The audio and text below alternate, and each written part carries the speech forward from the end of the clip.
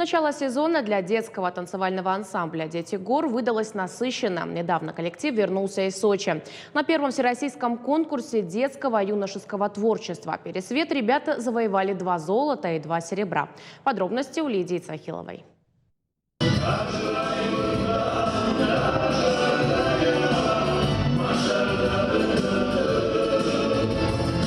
В постановке «Осетинский флаг» много сложных элементов. Филигранная работа требует долгих и упорных репетиций.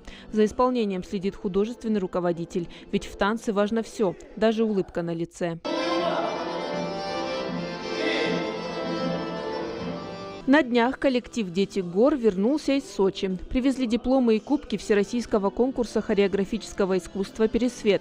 Представили 4 танцевальных номера: осетинская сюита, дагестанский перепляс, горский танец и Аланы «Вечная легенда». Последний для Анны Дицоевой оказался самым сложным. Девушка в ансамбле танцует с 6 лет. Признается, любой танцевальный элемент ей под силу. Участием в конкурсе довольна. Нужно было уметь пользоваться оружием, это было физически тяжело. Мы получали много травм, но мы с этим тоже справились. Все ансамбли выступили достойно. У всех были красивые костюмы, все танцевали с эмоциями, с душой. Мне очень понравились номера. Осетинская сюита и дагестанский перепляс впечатлили экспертное жюри. Первое место в номинации «Народный танец». Результатами доволен и художественный руководитель ансамбля Станислав Кадзаев. Признается, на конкурсе переживал вместе с ребятами. Участие принимали более 100 солистов и хореографических коллективов из разных регионов страны. Хоть я и не показываю детям, но волнение всегда присутствует. Наверное, сколько человек на сцену выходит, столько раз должен волноваться, потому как если уже человек это за обыденное принимает, это уже не выступление, это уже не артист. Артист должен переживать, и мы всегда рассчитываем на главные первые места, гран-при,